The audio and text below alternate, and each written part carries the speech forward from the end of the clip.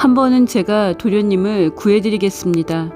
성윤겸이 옥태영에게 사내를 지킬 수 있는 기계를 봤다고 했습니다.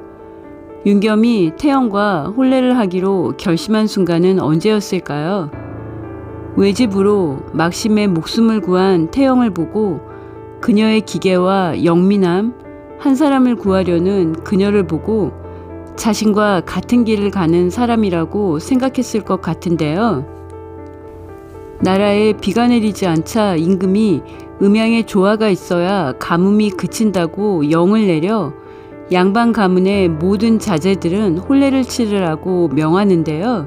서울에 갔던 한씨 부인이 급하게 돌아와서 성규진이 보낸 청원서를 낭독하셨는데요.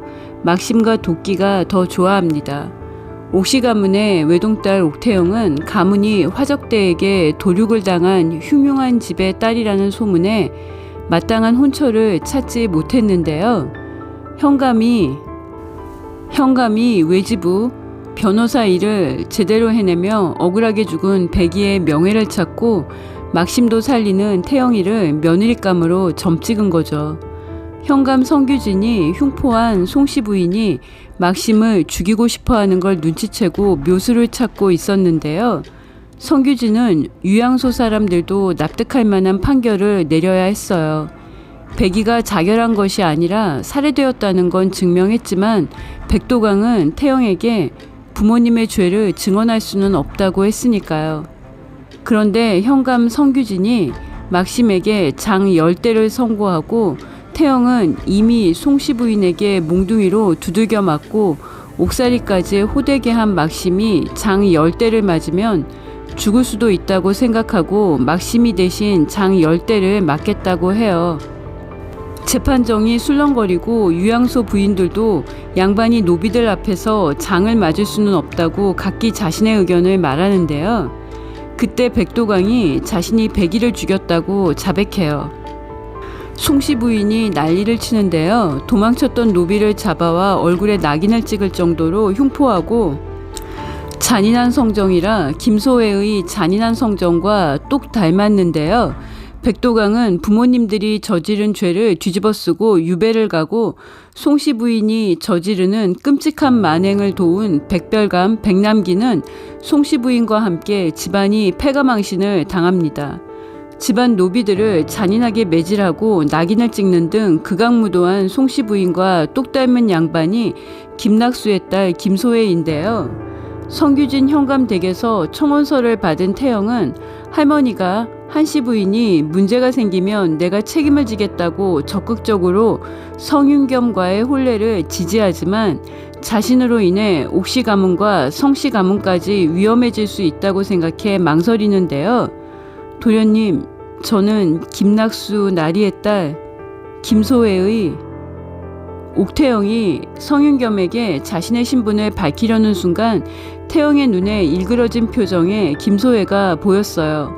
김소혜는 도망친 구더기를 찾기 위해 전국 방방곡곡에 방을 붙인 것도 모자라서 노비들과 함께 직접 찾아다니고 있었던 건데요. 태영이 김소혜를 보고 충격을 받았습니다.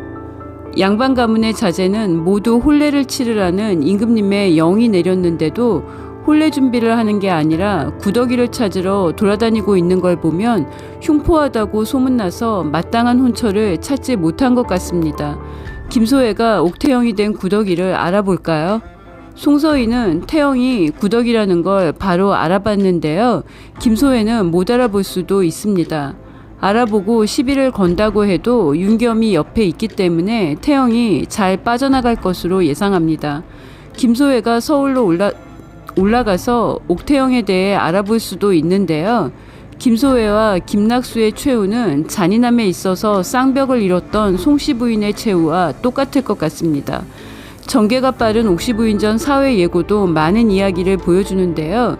태영과 윤겸이 혼례를 치르고 태영이 윤겸이 비밀리에 하는 일을 돕게 되는 걸로 보이고요.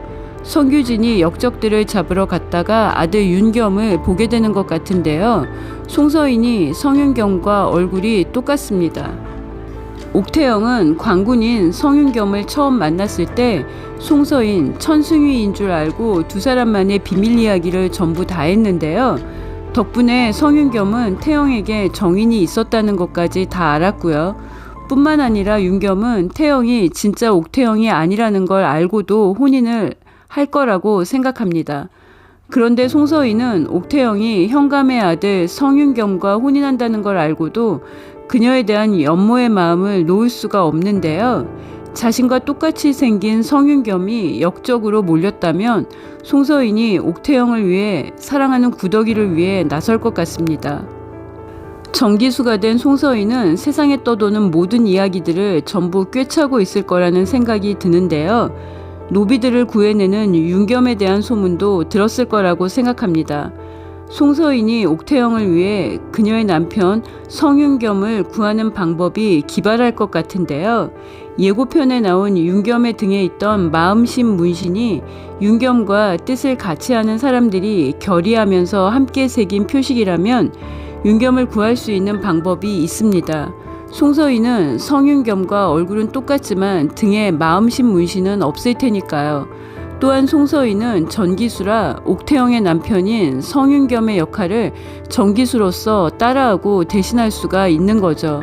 송서인이 옥태영을 위해 성윤겸을 살릴 것 같습니다. 옥시부인전 인물 소개 중 송서인 소개에 내 오늘은 너만의 전기수가 되어주마 했는데요.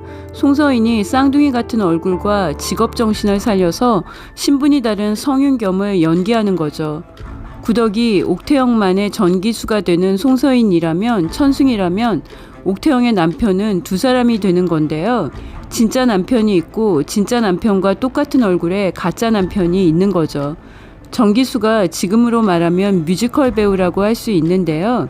대본에 의해 춤추고 노래하고 연기를 통해 사람들을 즐겁게 하고 만인에게 사랑받는 직업입니다. 그런데 송서인이 옥태영만의 전기수가 되어주는 날이 있는 것 같습니다.